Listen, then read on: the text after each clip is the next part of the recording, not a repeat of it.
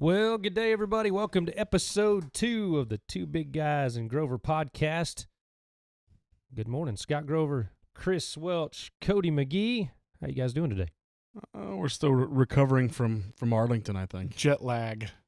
You guys went to the Global Cup, got way more sleep than I did. I went to I don't know about Memphis. that. I'm pretty sure. Doesn't feel like it. Flew in the day of, came back the next day. We About, we got a 5 phone hours call on Wednesday night at 11 o'clock that said, hey, rider check-in is tomorrow morning at 8 a.m. We'll see you at 8 a.m. We'll see you at 8 a.m. sleep. You guys thought it was Saturday morning. We thought it was Friday Friday morning. morning. So we were flying out Friday morning. And so Chris and I and the guys in the office, we worked all night, didn't go to bed, jumped on a red eye, and Got pulled there. in just in time for rider check-in. Just as if nothing Just were, as if the team was getting off their just bus as to nothing, walk in. So. Yeah, just as nothing Wow. were out of link. Wow. So we went all day, but that's a whole nother story. That's why you guys are the two big guys. Yeah. You can audible and do whatever you need to. Yeah, we definitely audibled. I wouldn't say that we were there was no touchdown. We made an adjustment and went with it. Right. Made the best of it. But at the end of the week, success. Got all the stickers on. Helmets were put together. Yep. Everybody looked good in their It was country's colors. absolutely. So, yep, that's right. The big PBR Global Cup USA just wrapped up in Arlington, but let's go back and review the weekend and the week that was in Western sports. The Velocity Tour was in Memphis, Tennessee. Man, what a great event that was downtown at the FedEx Forum in Memphis. Almost sold it out. Fabiano Vieira was able to win his second Velocity Tour event of the year. He is now the number 1 ranked Velocity rider in the PBR. There was also a touring pro in Texarkana, and that went to Hunter Ball won that event. A couple PRCA rodeos to give you a little update on. Ty Wallace won Los Fresnos. There was a big cinch shootout in San Angelo. Levi Gray won that. Tim Bingham won the rodeo at San Angelo. And Brody Urey won Jackson, Mississippi. But it was the PBR's Global Cup USA at Arlington, Texas at AT&T Stadium that was the big talk of the week. And the Team USA Eagles came to win the entire event. Canada was looking good after night number 1. Yeah. And then the stumbles on the next day, but the leaderboard went Eagles, Australia, and then the two-time champion Brazil was the number 3 place spot out of that. You guys were there, I wasn't. Let's actually go back to Memphis though for a second. Okay. The guys in Memphis, you didn't see a lot of change as far as the guys that were there. We kind of talked about the other guys had a weekend off. Yep. And so we thought we'd see more guys there, off tour. I say more guys from the UTB come down and try and gain some points. We didn't really see that this time. We didn't, and we saw some guys that went to some amateur bull ridings, some guys that went to Texarkana, which, okay. Are the points the same? Are the points the same between a Velocity The and Touring a Pro Touring and the Velocity? No, I didn't think so. Touring Pro points are way less than a Velocity event. There was not a lot of those guys that were not on a Global Cup team that came to our event in Memphis. There was, Fabiano, Taylor Tovis, Cody Campbell, who now will go to St. Louis and Kansas City. He's up high enough because of his couple finishes. There just wasn't that overwhelming amount of guys from the top 35 that came, even the guys that were on the bubble. So I don't... Missed an opportunity. And I brought it up during the live show that I didn't understand why. I get that we're at that time of the year where guys are starting to get beat up. Guys are tired. There's a 15-15 this week in St. Louis, which is another thing where, we've had a major. We've had a major, then a Global Cup, now a 2-day event with a 15-15. Or St. Louis might even be a 3-day event. Is it Friday, Saturday, Sunday, or is it? It's just Saturday, Sunday. Yeah. And I know those guys are getting on a lot of bulls right now, but I really felt there was some missed opportunities of guys just not coming to Memphis that maybe needed to. Well, maybe Zhao had the right idea. But I was going to say, the one that stood out to me the most was Silvano. I mean, he's 49th. Yeah. And he was there with us, walking around in and out of the locker room, seeing the guys and stuff, like it was just another day. And so I was going to grab him and say, why didn't he go to Memphis? But I didn't. I mean, it was just. And it was just a. Well, we were. Okay, I will tell you why I think more guys didn't go to Memphis. It was an ABBI Classic. That's why. They just saw those Bulls in Oklahoma City. Half of that event Yeah. was an ABBI Classic. The other half of the event was stock contractor. Yeah. But at the same instance, It's points. it's points. Yeah. There's so many. If you're not using the Velocity Tour system, you are going to miss out. I guarantee you, if Jose would not have been on Team Brazil, he would have been at that event. Yep. Because Because 20 he points would have been 20 understands points. What gets you to a world championship, what's going to get you to the finals, and you have to go through the Velocity Tour. Because, listen, there's going to be one in May that's not going to be doubled up with a UTB. There's going to be one in September, which is Window Rock, Arizona, not going to be doubled up. And everybody's going to fight and scratch to get into that one because then they're going to go, oh, no, well, we're late in the game. I need points. Get early in the game. But you got guys like Ezekiel Mitchell. I didn't see Zeke on any list this weekend at all. Nope. I can go back and look again, but I didn't see Zeke anywhere. Nope. Why wouldn't he have been there? Like you're 29th. You're right on that bubble hump. I mean, it's, again, this is where we thought we get away from. Do this you is still think a sport we have to talk about. Where it's Hey, business. Mason Taylor Yeah. went this week. And Yeah. Mason's sitting good, isn't he? He's sitting Yeah. good in the world stands, but Yeah. Mason Taylor came. Now, he got bucked off. He probably got bucked off a bull he knows he shouldn't have got bucked off of, but he did. And how much of it do you think is the grind and the injuries? I think they see Classic on a deal and they don't want Yeah. to go. I think I think that the Classic system has gotten such a bad rap because of, well, those Bulls are unknown. Yeah, kinda. They're kind of unknown and they're pretty rank, but you're getting on the top, Opportunity you're getting on to- the rankest Bulls in the world every weekend. Well, and that's of what course, that's this what is those guys coming from- forget is they're paying money though. That's This is coming from three guys that do not ride bulls. So It's true. please do not Ever. do not get on social media and say that I don't know what I'm talking about because in a way, yes, no, maybe. But Just trying to understand I've why. been Yeah. around long enough that I think the word classic scares some guys. Wow. Again, as you look, you brought up Mason Taylor. He's 12th in the world right now. Being 12th in the world, and you're going, he has the mentality right now. I'm going to go for a world championship. That's why he's there. The other guys, I don't know where they stand, where they fall. My point is, if you have an opportunity to go make points, you've got to go make points. Well, you want to know? You want to know a guy? You want to know an old guy that's looking for a world title? Well, Fabiano Vieira. Well, He's number 10 in the world. Yeah. He just won another velocity event. He's number 10 in the world. If he can stay solid, and God bless, you're right. God bless Wallace de Oliveira. yeah. Because he made another great ride in round number 1. It got him a few points. It's put him, He's inside the top. what'd you say? he's Inside 41. of the top 40 He's 40. in the world. Yeah, he's 40. Yeah. And Because he finished second behind Fabiano. Fabiano this weekend, right? he's 40 years old. But yeah, you take a look at the guys that are falling below 35th. So Troy Wilkinson's number 35. Cody Casper was there this weekend. Then you've got Amadel Silva, Cody Jesus, which I realized Cody was on that team. Devon Weaver was a guy we didn't see this week, but Joseph McConnell's another guy that we didn't see. But I'm going to tell you, this is how many guys entered. When I talked to Sean Right. Willingham, Sean was the 39th alternate That was going to be my to point. get into Memphis. Now, however, here's the other aspect of that story. There was a crash on I-40 that kept two guys from getting there. One of those was Eli Bassbinder because he just couldn't get around it, couldn't get to town. Well, Carlos Garcia was driving through Memphis to get to Texarkana, and they said, no, I think we're good. And at that time, it looked like everybody was going to get there. So Carlos went on to Texarkana to get in. But it was one of those weekends where literally if you just jumped in the truck with somebody and showed up, They were going to put you on. you're probably going to get another boat. So, yeah, I mean, I don't know. You So maybe these guys weren't entered. Maybe they didn't have an And- opportunity. and they but being in might the have top 35, don't they get ahead of everybody else? Isn't that kind of how it works? I believe so. I'm kind of confused on how the velocity system of entries run because you enter 2 weeks out. Right. You enter like you would enter a rodeo, so you're 2 weeks out of entering before. But even if you're on tour and you say, hey, I'm going to go ahead and go to Memphis, I thought if you're in that top 35, you got to go. Like they give you the opportunity. You bumped somebody else Yeah, out. that was always kind of how it was explained I to don't me. know. We should have Jack on the podcast We should. sometime and Let him explain it. Ask Jack about Let him- competition. Let him because, explain it. because that guy right there,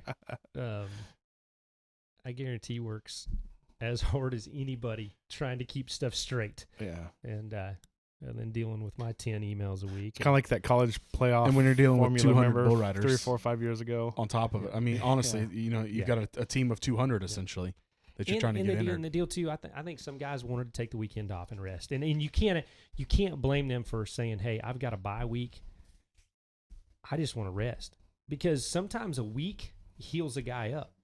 You know, if it's just a Mhm. nagging injury, you know, a week can make a guy feel a whole lot better. So maybe guys were wanting to take a week off, and then Well, go that back to discussion St. was Louis. happening at the Global Cup in the locker room as we were talking. You know, some of those guys were just, it's a matter of the accumulation of, you know, those nicks and just not getting healthy, feeling it, can't. And then those guys who are nursing, you know, a sprained knee, you know, a sprained wrist, their riding wrist, you know, and that's just something that doesn't heal. Mhm. You know, it gets 5 days off, 6 days off, and then you're back at yanking it around. So, Well, let's talk injuries real quick, and then let's go back to the Global Cup. Okay. Sage Kimzey, he's out for a little bit. He tore the ligaments away from his ankle at San Antonio. Had a bull fall with him.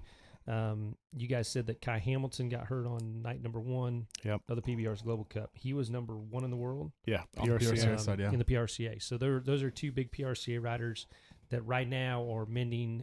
Clayton Sellers was another guy that just had surgery. I saw in a release from Sage the other day that he had surgery and plans to be back in time for the American. He made reference to one of the NFL, NBA guys that had it, and then 2 weeks later was up on it. You know, Ooh. I mean, believe me, I think if anybody can do it, I think he's. I tough think it enough has to do with the plates and screws that reattach or the fasteners that Right. you know the concern would be the anchors. Mhm. You know, as your bone grows and attached, because we've watched Cannon Cravens kind of deal with it. We've you know, other Speaking of riders. injury, Cannon took first night he landed awkward on his leg, just coming back. We saw him at dinner that night, and then Sunday he gets wadded up again, takes another shot, wadded up.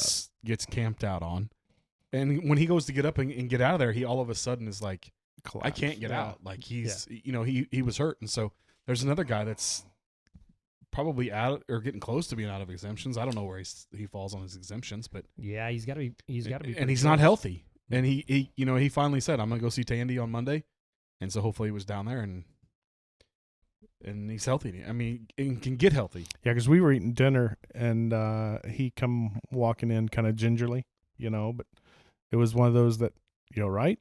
And he was like, yeah, it's just when it hurts really, really bad. Well, and the problem is that right now, whether it's PBR or in professional rodeo, this is a terrible time of year to be hurt. Like, I mean, you know, Sage will miss out on the possibility of winning San Antonio's rodeo Mm-hmm. and the Extreme Bulls. Tucson, he won't be able to put that in there. You know, right now he's sitting number 6 in the world. There's still a lot of time to come back, but he's just been kind of a guy that, you know, he hasn't had to deal with a bunch of injuries. He's had nagging injuries, but he hasn't had those big injuries where he's had to sit out, you know, a big amount of time. So we'll see how. And a crucial part of the time. And a crucial part of the time, because Yeah. right, you know, I've always said you can get hurt in the spring, but boy, you get hurt in the winter, that's a pretty bad deal, because you Mhm. got, you know, Fort Worth, San Antonio, San Angelo, Houston. Like, I mean, you know, might not go to Houston. Yeah. Again, I mean, we're going to see guys with injuries step up. We have guys that need to take time off. The problem is with our sport, we talked about earlier, we're year round again. Mm. People used to think, oh, they're going to summertime rodeo. It's not that way. It's not ever really been that way. Yeah, there's plenty. I mean, we no more got home from the NFR, and there were guys going to qualify for Denver in the Bulldogging. Mm. I mean, they were making calls and trying to get horses shuffled around, and all of a sudden you got a qualifier in the Bulldogging for Denver, and we hadn't even left Vegas yet. And so our guys are PBR guys are rodeoing year round. The rodeo guys are rodeoing year round. It's that way on the junior side. I mean, how many junior rodeos now do we see? The kids can truly go. Like my kids can go every weekend if they wanted to, if you can afford to. Yep, if you can afford to. If you can afford to. Yeah. And it didn't used to be that way. And they're good. Their competition's good. The stock is good. and so they're good events. But And they're tying themselves to points for their associations to qualify for the Yeah. finals. Mhm. Yeah, so it's no longer, hey, you can take the spring off, come back in the summer. You can't do that because there are so many other events going on. But again, our medicine has come a long ways. Yep. And guys are able to heal quicker, and our guys come back sooner than they should. They prove it every weekend. We watched it again this week in the Global Cup. Mhm. You know, Chase is sitting there throwing his arms up saying, my shoulder's good. I'll come back. Mhm. And it's like, Dude, no. his celebration was as intense as you'd expect it from him. You're like, didn't he just have shoulder surgery? You know, you see guys walk around, Right. you know? Shoot, he was full bore. Yeah. Yeah. let's go to Global Cup. Yeah, I mean, like I said, I last year I was able to be there, and I thought that you guys saw it in Edmonton, and you guys have continued to talk about how that concept is so amazing to cheer for your team, watch those guys be that way. I was in Arlington last year for Sunday afternoon, and felt that same way, felt that pride for my country and for the riders, and watched a little bit of it on TV here sporadically since I've been home. But I think the concept and the idea of the Global Cup is phenomenal. I love it. Conceptually, I believe it is has some legs, you know. And we were talking on our last show, you know, we each picked or talked about who, and I was like, oh, man, it's hard to vote against, you know, Brazil. And then lo and behold, it was surprising. It was awesome. It came down to bulls, just like I called it. Yep. Because it came down to your ability to pick the right guy at the right time. And for the United States, it happened to be Cole Melanson. Which was up to the coaches. Yep. That's right. The coaches picked what guy would ride what bull at what time during the But event. if you've got a guy that's the hot, first time it's been strategic. It was we were strategically talking matched. about Cole, and literally, I won't say he saved the day because others contributed, but he got rode. I mean, he was the force. yeah, Jose on the Team Brazil. Mm-hmm. Team Australia was a dark horse as far as I'm concerned. Yep. That had an outing on Sunday in a focus, and it was being able to be in and out of the locker room. We have a different feel for guys all the time, but we were getting ready to walk out of the locker room on Saturday night, and Troy Dunn said, "Hey mates, are you guys close?" Because Chris and I were just checking everybody's helmets going out. We said sure, but the focus of Troy on Saturday night rolled right into Sunday, because when he had those guys walk out of the locker room, you could tell they were ready. Mhm. And when they got up there, all of a sudden one rode and the next one rode, and it just and I think the opposite I think happened on the Brazil team. They weren't getting the rides that they needed when they thought they were going to get them. They were picking guys. Diener, for instance, I think was bucked off in like 1.6, 1.8, somewhere in there. USA Wolves. As much as I want those guys to ride right now, Yeah, they were still beat up. They're still and had some young guys come in. Yeah. You know, you had Yeah, Dakota there Lewis. was- You had there was a lot of last minute replacements, but one thing I feel like Australia has and the U.S. has, Troy Dunn was the trendsetter for everybody in Australia that wanted to ride bulls. He was the Mhm. first man to really come over here. He won a world title in the PRCA. He was the first guy to really have success. So still, he is a figure that in Australia, everybody looks up to him, and everybody has the utmost respect for that guy. And I feel it's the same way with Justin McBride. All of the young guys that are riding bulls have a respect Yeah. for Justin McBride. And it really bothered me. I saw on social media somebody was saying, can't believe Jerome Davis is coaching Mexico. He's supposed to be for the U.S. and blah, blah, blah, you know, and this and that. And I'm like, yeah, but you have to think about that dynamic of that country, okay? and it's about building the sport. It's about building the sport in that country, and they have never had that big standout person Mm-hmm. for them. They've had some, and I think that they had a great pick and a coach, but I think to take a guy like Jerome that has done so much in bull riding and then has had to deal with all of those things. We Yeah. said, "Hey, have you learned Spanish yet?" And he says, see. Yeah. He's had to. Yeah, but I go mean- ahead. But he was able to open up his Yeah.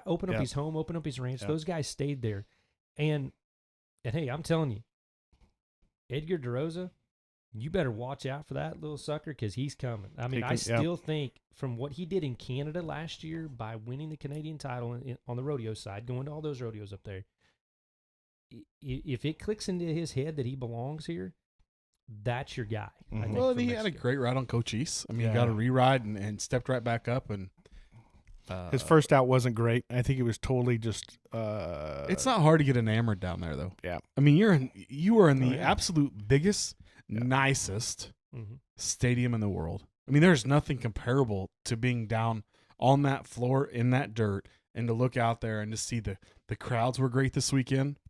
They played along the entire time. They felt the emotion to hear them cheer. And so for somebody like that, the first night, I think there were a lot of jitters and a lot of guys. When it came to the team concept, as we talked about last week, anticipating that, my personal observation was that, you had Chase and Cooper.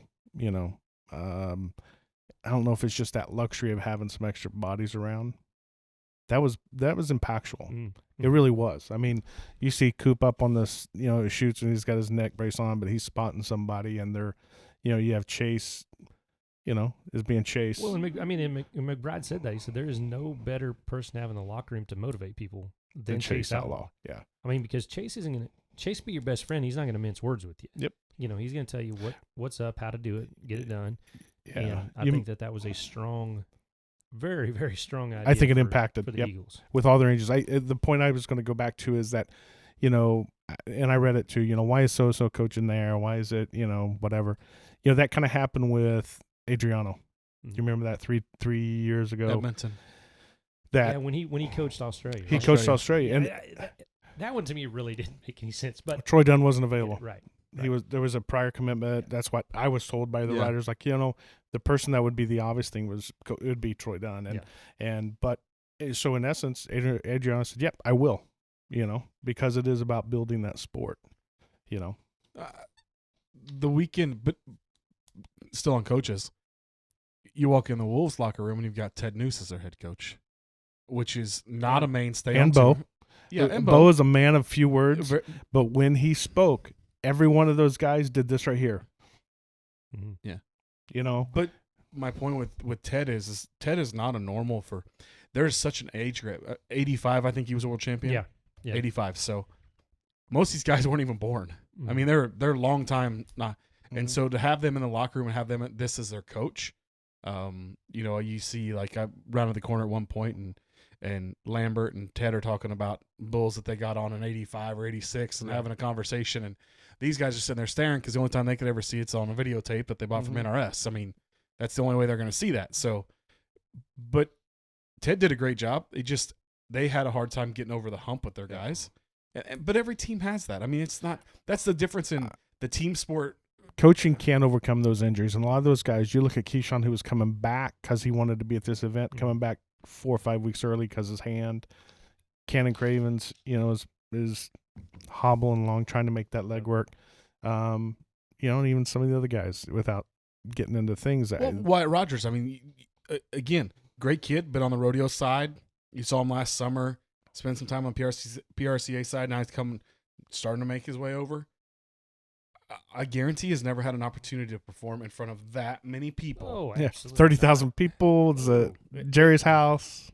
And what was cool about the Eagles, about Team Wolves, the guy that was the most fired up coming down that ramp was Dakota Lewis. Oh, yeah. He had this look in his eyes, and he was, Mm-hmm. I mean, he just had that look of, holy cow. Yep. I've got so much pride in it, and he is a very prideful Native American bull rider. Something that we've learned by him being on the Pendleton Whiskey Velocity Tour with us is, he's a guy that has a lot of emotion, whether it's team roping, whether it's bull riding, or It's always playing excited to be around hacksack, him, right? whatever it Yep. is, And so that was fun to see where, those other guys came, Cody Jesus, he comes out with his little smile and and this and that. But Dakota was like fired up, like, let's go. We got something to prove. And that was enjoyable to watch, especially in that opening ceremony with those guys. Opening ceremonies, let's talk about that for a second. To see that atmosphere, to feel the atmosphere in that opening ceremony is unlike anywhere. Because the Olympics is going to be the only thing I think you could even compare it to, and it's nowhere even close to the Olympics. Yeah.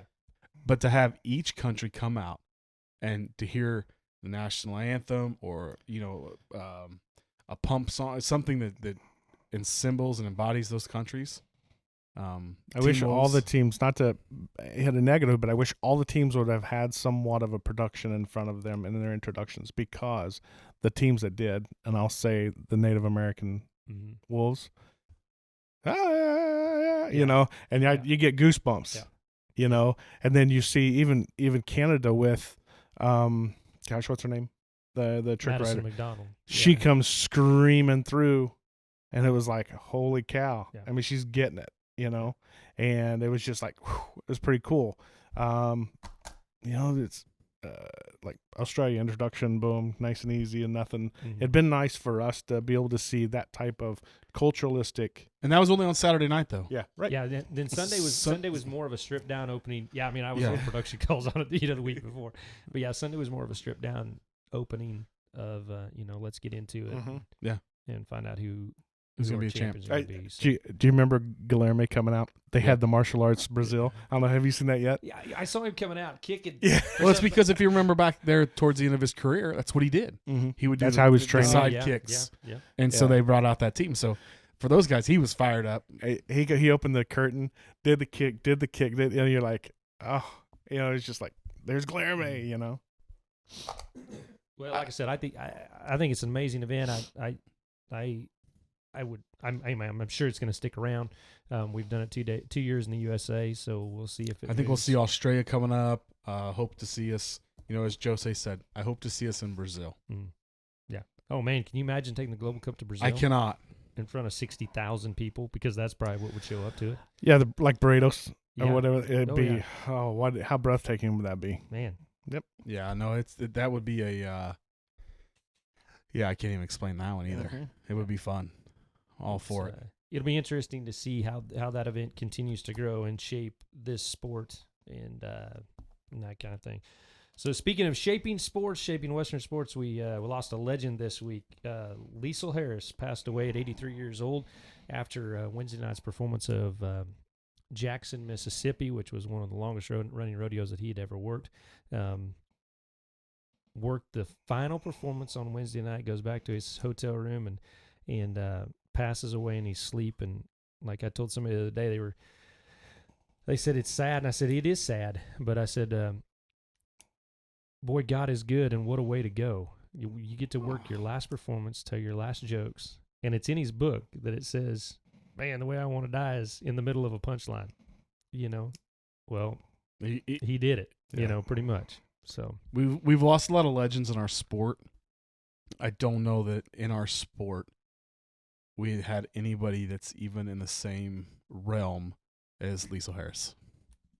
I really don't. I don't know of anybody that has spent more time in the arena as an entertainer, in the outside of the arena as a ambassador, that has been a mentor to. You start going down the list. I mean, he's 83. Think of the changes he saw in the sport of rodeo from when he started till today, till last Thursday. Yep. It's unbelievable. You know, we always said if I was going to compare him to anybody, it would be Harry Vold. He would be the only other one that I would know that started from driving horses to the arena, literally driving them, like horses out in front, and like driving them to and from. Yep. You know, having Liesl tell stories of where he started and how he started. The hee-haw, you know, all working that kind hee-haw, of stuff. And the opportunities that came because of rodeo. And for him to have, 45 years, you said, Jackson, Mississippi? Yeah, I don't know exactly somewhere around there how many times, but it was one of his longest running. More than events. 35. Yeah. But I mean, my point is, that's a long time to have the same guy. In our industry, nobody does that. Nobody works the same performer. You might get 6, 8, 10 years out of a rodeo. Then they want to change. And then you go on to the next one. Yeah.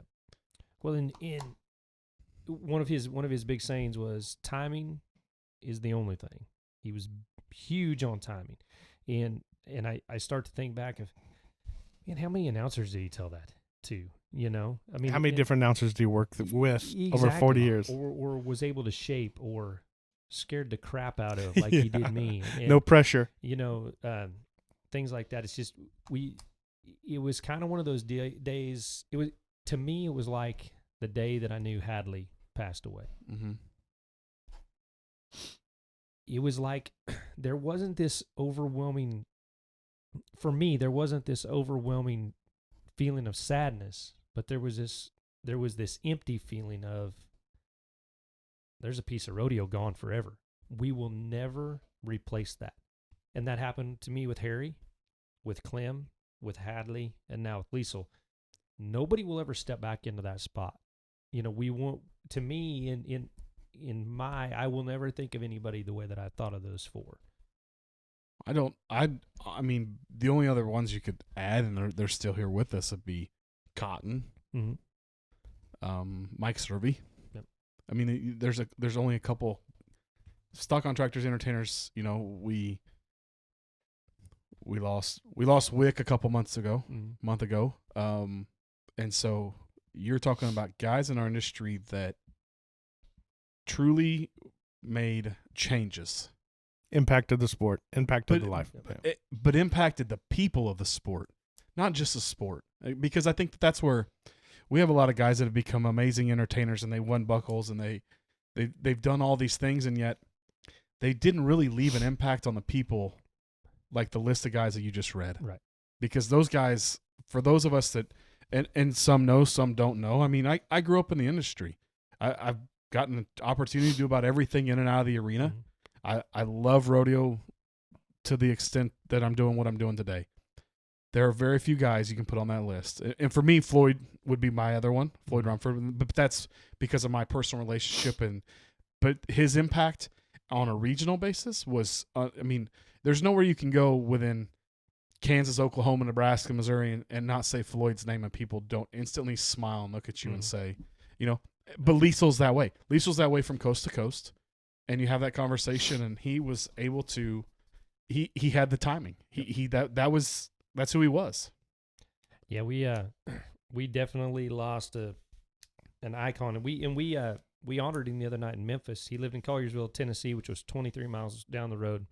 And it was amazing to me for the people that were in that building. You don't think of, you know, Memphis is Memphis, Mm-hmm. you know, but as soon as we popped his picture up on the screen, that place went nuts, you know. So they knew who he was, and this and that. So it's for anybody that ever got to work with him, ever got to meet him, he was the same to everybody. He was, you know, he was pappy. He expected perfection out of everybody. Expected you to do your job, be the best, but as kind and genuine and a gentleman to the core.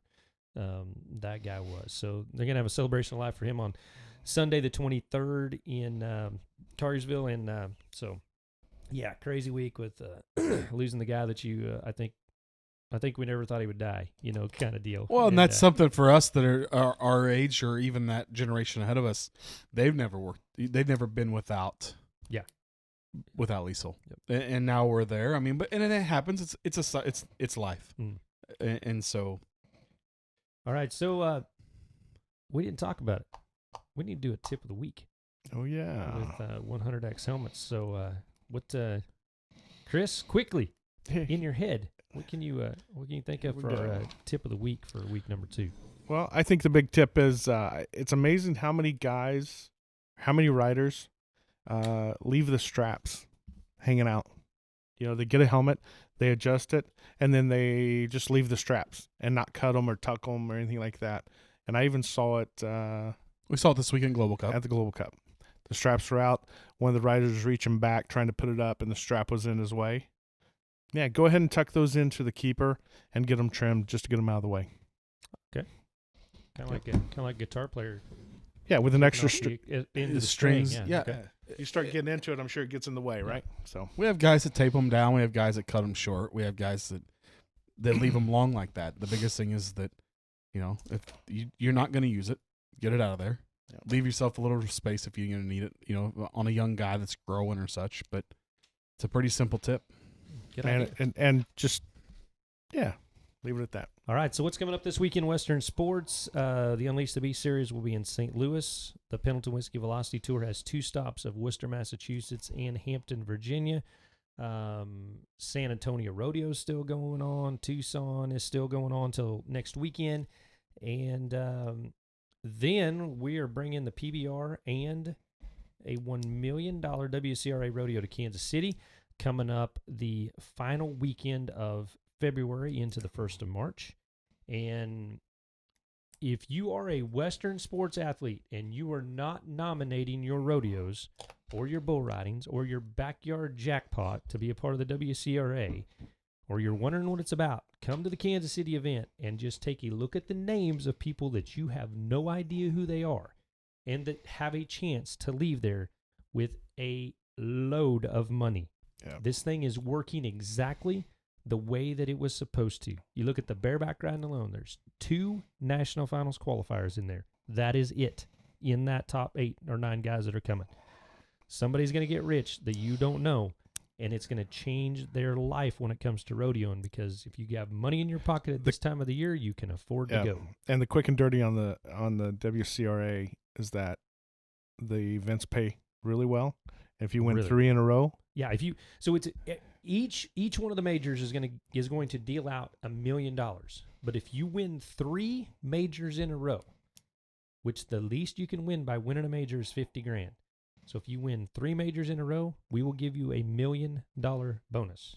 it's unbelievable. Okay, Life changing. unbelievable. Yeah. I mean, Well, even winning 2 events, you think of $100,000. That's a big swing for a rodeo. absolutely. Yep. absolutely. Cole Melanson, we were talking about that. We were talking about how that changed the format of his life. Yep. And especially guys at rodeo, because rodeo or PBR, whatever it is, if you can win a load of money at this time of the year, it frees you up and gives you the opportunity to go the rest of the season. You can use that for entry fees. Shane Hanchey said that even after last year winning Chicago, when it came down to Shane Hanchey and Trevor Brazil going head-to-head in the finals of the tie-down roping in Chicago, and Hanchey even said, man, this helps out my entire year by winning this kind of money, because now I don't have to worry about every little nickel and diamond me throughout the course of the season. I can go rodeo. I don't have to worry about it so much. So anyway, keep that on your mind. Kansas City coming up, 3 big days, rodeo Friday night, PBR Saturday and Sunday. We're gonna add something this week. Let's do our final thoughts of the show. Cody, do you want to start off? Yeah, I'll start. I think mine just is sports in general. We find ourselves all the time, not to be too far down or up, but we find ourselves losing those in the sport, and we have to remember that they had a huge impact on us. To talk about Liesl again, not just so much a personal impact, but an impact on the sport. And I think that sports in general has that impact on people, and that's what we forget about. We get so caught up in our day-to-day that sports, Ryan Newman right now, last night it's coming through our feeds about Ryan Newman walking away from his rack. And so we get caught in the head game, as we call it, of rodeo. But sports in general we spend so much time with sports that we forget about family and everything else. And so my final thought is enjoy your time here, because there are a lot of these guys that, you don't know when your time is, and enjoy it. Chris?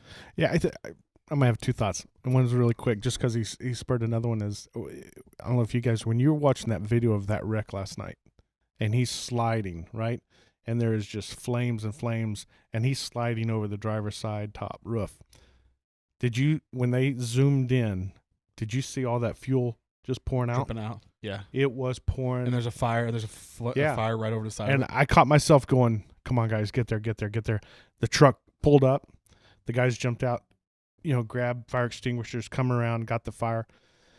And it was just like, that just happened right in front of us, so enjoy it. But my thought was going to be is that, I think a lot of times guys who are in public, we'll say celebrities or, things like that, get a raw deal, because someone can take one thing out of context, and then, oh, that guy's a jerk. Oh, that guy's this, right?